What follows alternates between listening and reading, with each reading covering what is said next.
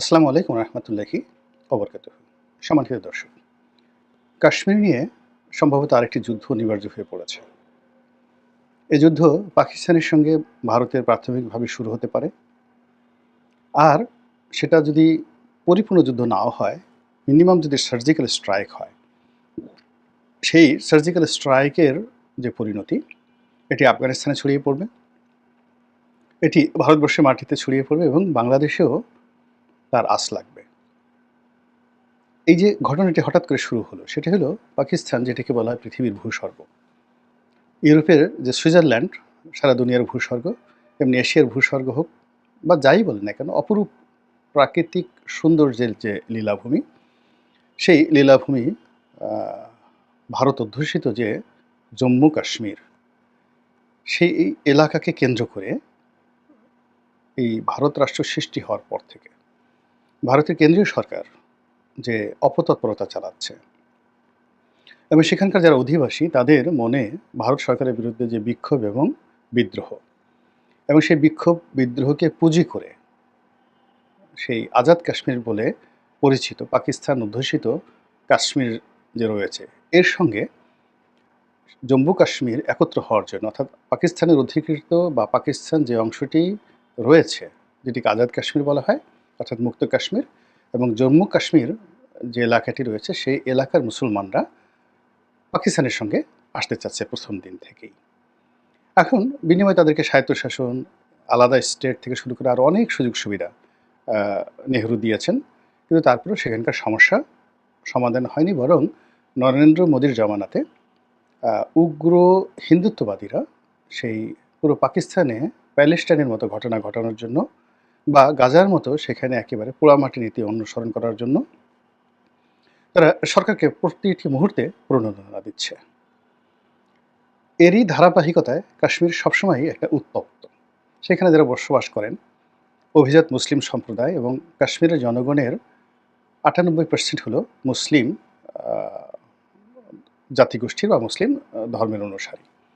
ভারতের মোট জনসংখ্যা অন অ্যাভারেজে 15% to 16% মুসলিম সম্প্রদায়। তো 15% কিন্তু অনেক। ১৩০ কোটি যদি মুসলমান হন, তার 15% কত হয়? ১৩%, ১৩%-এর অর্ধেক ৭, অর্থাৎ প্রায় ২১ কোটি থেকে ২৫ কোটির মতো মুসলমান রয়েছে সমগ্র ভারতবর্ষে। বাংলাদেশের চেয়ে অনেক, অনেক বেশি। এমনকি পাকিস্তানের চেয়ে বেশি। এখন সেই মুসলিম জাতিগোষ্ঠী বিভিন্ন জায়গাতে তারা সংখ্যাগরিষ্ঠ, কোথাও সংখ্যালঘিষ্ঠ। যেমন আপনি পশ্চিমবঙ্গের যে সমস্ত এলাকায় মুসলমানরা বেশি, সেখানে কিন্তু হিন্দুরা ঢুকতেও পারে না। আবার দিল্লির যে সমস্ত এলাকাতে মুসলমানরা বেশি, সেখানে কিন্তু দিদারসে গরু জবাই হচ্ছে। আপনি নিজামুদ্দিন আউলিয়ার মাজারের ওখানে গিয়ে দেখেন, দিল্লির মেহেরুলিতে একই অবস্থা।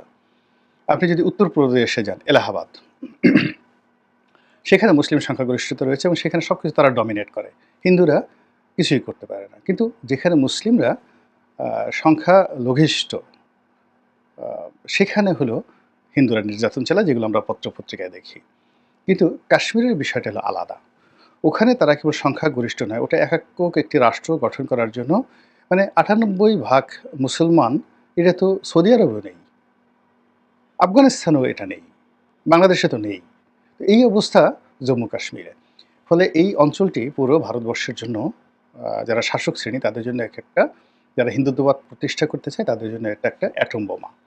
এজন্য ছলে বলে কৌশলে এখানে সামরিক উপস্থিতি, এখানে দমন-পীড়ন চালানো, এটা যেভাবে তারা চেষ্টা করে যাচ্ছে ভারত সরকার, তার সঙ্গে সঙ্গে আবার পশ্চিমাদের যে ইসলাম ফোবিয়া রয়েছে, সেই ইসলাম ফোবিয়ার কারণে তারা দিল্লির সরকারকে এই অপরাধ করার জন্য সবসময়ই মদদ দেয়।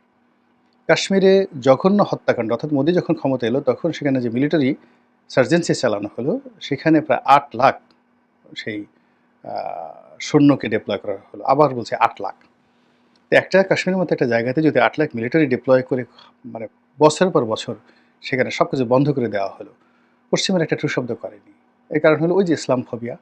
আবার এখন ধরেন সারা দুনিয়াতে যেভাবে যুদ্ধের দামামা বাজছে, যেভাবে গাজাতে সমস্যা হচ্ছে, যেভাবে প্যালেস্টাইনের সমস্যা হচ্ছে, জেরিকোতে সমস্যা হচ্ছে, রাফাতে সমস্যা হচ্ছে, মানে ছোট্ট একটা এলাকা, পশ্চিম তীর, গাজা, এই পুরো এলাকাটাতে অল্প একটু জায়গা, তো এই অল্প একটু জায়গাকে আলাদা আলাদা ভাগ করে পশ্চিম তীরকে দিয়ে দিয়েছে মাহমুদ আব্বাস এবং তাকে টাকা দিয়ে, অর্থ দিয়ে ঠিক গাজাবাসীদের যা আশা আকাঙ্ক্ষা তার এগেনস্টে মাহমুদ আব্বাসকে দাঁড় করিয়েছে। তারাও যেটা একসময় পিএলও ছিল। এরপরে গাজার মধ্যে আবার কয়েকটা ভাগ তারা করে ফেলেছে। এই গাজার মধ্যে তারা কয়েকটা ভাগ করে ফেলেছে। একটা গ্রুপ ইসরায়েলকে সমর্থন দিচ্ছে। একটা লিবারেল গ্রুপ তারা যাকে বলা হয় মিশর, জর্ডানের সাথে যোগাযোগ করছে। আরেকটা গ্রুপ একেবারে কট্টরপন্থী হয়ে তারা হামাস নাম ধারণ করে ইরানের মদতপুষ্ট হয়ে হিজবুল্লাহর সাথে নিয়ে, হুথিদেরকে সাথে নিয়ে যুদ্ধ করছে। এবং এই যে হিজবুল্লাহ সমর্থিত যে এলাকা বা হুতি সমর্থিত যে সম্প্রদায় অথবা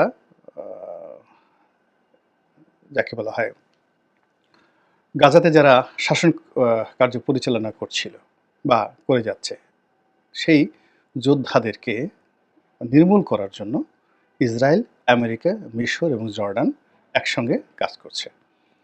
ফলে ফিলিস্তিনিদের যে ইতিহাস বা ফিলিস্তিন যে জাতিগোষ্ঠী একত্র ছিল, তার থেকে গাজাকে আবার আলাদা করা হয়েছে। এবং আলাদা করার পরে আবার এই গাজার মধ্যে বিভেদ সৃষ্টি করে ৩টা গ্রুপ করে সেখানে হামাসকে আবার আলাদা করা হয়েছে। এবং গাজার এই টোটাল ফিলিস্তিনের মধ্যে যে সমস্ত এলাকা ছিল তার মধ্যে গাজা এবং গাজা যখন ধ্বংসস্তূপে পরিণত হয় তখন আরেকটা এলাকা ছিল রাফা, যেটা তুলনামূলকভাবে সেফ জোন ছিল। এর কারণ হলো রাফা একেবারে যাকে বলে ইসরায়েলের ঘসোয়া। সেই রাফাতে গিয়ে যারা আশ্রয় নিয়েছে তাদের মধ্যে যেই মুহূর্তে হামাস অনুসারীদের সংখ্যা বেড়ে গেছে অমনি সেখানেও এই যাকে বলা হয় গাজার মতো পরিণতি তারা করে ফেলেছে। তো এই যে পশ্চিমাদের মুসলমান বিরোধী কর্মকাণ্ড বা ইসলাম ফোবিয়া, এটা এখন তারা টানতে টানতে আবার এশিয়াতে নিয়ে আসতে চাচ্ছে। তারা চীনে দ্বৈতনীতি, উইঘর মুসলিমদেরকে তারা সাহায্য করতে চাচ্ছে। আবার রাশিয়াতে উল্টো, রাশিয়াতে ইউক্রেনের বিরুদ্ধে তারা আবার মুসলমান সৈন্যদেরকে ব্যবহার করছে। অর্থাৎ এখানে কসোভো থেকে লোক আনছে, তারপরে চেচেনিয়া থেকে যোদ্ধাদেরকে তারা ভাড়া করে আনছে, এমনকি বাংলাদেশ থেকেও অনেকদেরকে টোপ ফেলে তারা ইউরোপ নেওয়ার নাম করে হাজার হাজার তরুণদেরকে এই ইউক্রেন যুদ্ধে ব্যবহার করছে তারা। তো এই ব্যবহার করার পরে এদেরকে আধুনিক অস্ত্রশস্ত্রের ট্রেনিং দিয়ে আবার পরবর্তীতে এদেরকে হয়তো আফগানিস্তানে পাঠাবে, বাংলাদেশে পাঠাবে, বলবে এরা আবার জঙ্গি। তো এই হলো পশ্চিমা নাটক। তো সেই যে পশ্চিমা নাটক, সেই নাটকের যে প্রেক্ষাপট এখন বাংলাদেশে তৈরি হয়ে গেছে। বাংলাদেশের দুটো সীমান্তে অর্থাৎ সৈয়দপুর, শিলিগুড়ি এই এলাকাতে উত্তরবঙ্গে ভারতের সঙ্গে উত্তেজনা, সিলেট সীমান্তে উত্তেজনা, আর মায়ানমার সীমান্তে যা হচ্ছে এটা তো রীতিমতো যুদ্ধাবস্থা। এবং এখানে ভারত, চীন, মায়ানমার এবং আমেরিকা সরাসরি এখানে খেলছে।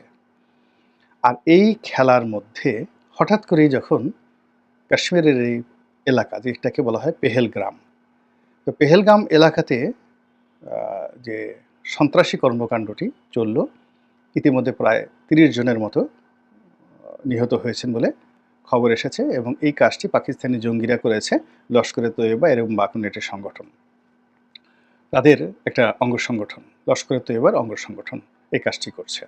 এবং লস্করে তৈয়বার অঙ্গ সংগঠনের কর্মকাণ্ড বাংলাদেশে আছে বলে পশ্চিমা গণমাধ্যমে কিন্তু বহুবার প্রচার করা হয়েছে। অর্থাৎ আনসারুল্লাহ বাংলা টিম থেকে শুরু করে হরকাতুল জিহাদ, হুজি, এরকম অনেক প্রতিষ্ঠানগুলোর সাথে পাকিস্তানের অনেক জঙ্গি গোষ্ঠীর সম্পর্ক রয়েছে। তো কাজেই ভারত যদি এখানে পাকিস্তানের সার্জিক্যাল স্ট্রাইক চালায় এবং সেটা নিয়ে যদি পাকিস্তান কাউন্টার প্রোগ্রাম করে, অর্থাৎ কাউন্টার আক্রমণ তারা করে, এবং সেটা তারা করতে পারে, সেই যোগ্যতা তাদের আছে। এবং ইতিমধ্যে যারা আপনারা খবর পড়েছেন তারা দেখেছেন যে অনেকগুলো লঙ্কাকাণ্ড ঘটে গেছে এই গত কয়েকদিনে।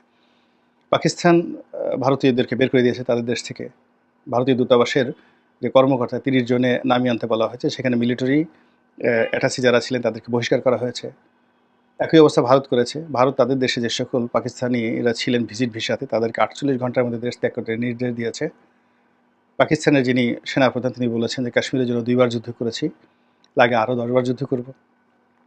কিন্তু এটা যদি তাদের সীমান্তে অর্থাৎ ওয়েস্টার্ন ফ্রন্টে, ভারতের ওয়েস্টার্ন ফ্রন্টে এটা থাকতো, পাঞ্জাব ফ্রন্টে এটা থাকতো, কাশ্মীর ফ্রন্টে এটা থাকতো, তাহলে আমাদের কোনো সমস্যা ছিল না। কিন্তু এটা যদি আবার ১৯৭১ সনের মতো ইস্টার্ন ফ্রন্টে চলে আসে, অর্থাৎ পূর্বাঞ্চলীয় এলাকাতে চলে আসে, আমাদের শিলিগুড়িতে চলে আসে, আমাদের কলকাতাতে চলে আসে, আমাদের বেনাপোলে চলে আসে, আমরা কি এই ধাক্কা সামাল দিতে পারবো? কেন চলে আসবে?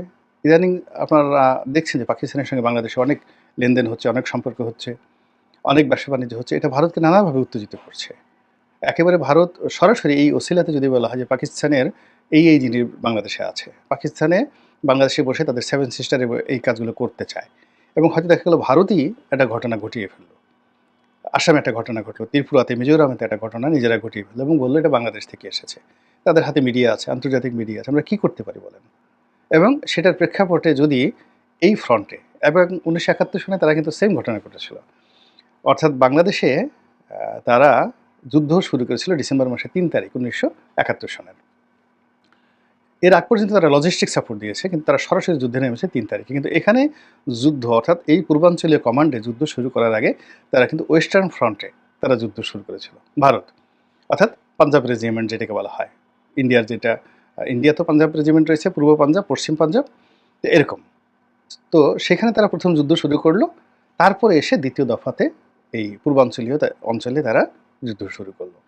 এখন ঠিক সেম খেলাটা ১৯৭১ সালে যে খেলাটা ভারত খেলেছে, পাকিস্তানে যেখানে পরাজয় হয়েছে, ঠিক সেম খেলাটা আবার যদি ভারত শুরু করে, অর্থাৎ ১ম এ তাদের ওয়েস্টার্ন ফ্রন্টে তারা পাকিস্তানের সাথে যুদ্ধ করলো এবং ওইটার ওসিলা ধরে তারা ইস্টার্ন রিজনে তারা আবার আক্রমণ চালালো।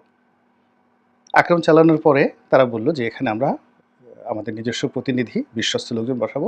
আপনাদের এই জননেত্রী, আপনাদের এই বঙ্গবন্ধু কন্যা, জাতির পিতার কন্যা। আচ্ছা বলেন তো কেমন হবে নাটকটা? আল্লাহ আমাদেরকে বিপদ এবং বিপত্তি থেকে রক্ষা করুন, হেফাজত করুন। আসসালামু আলাইকুম ওয়া রাহমাতুল্লাহি ওয়া বারাকাতুহু।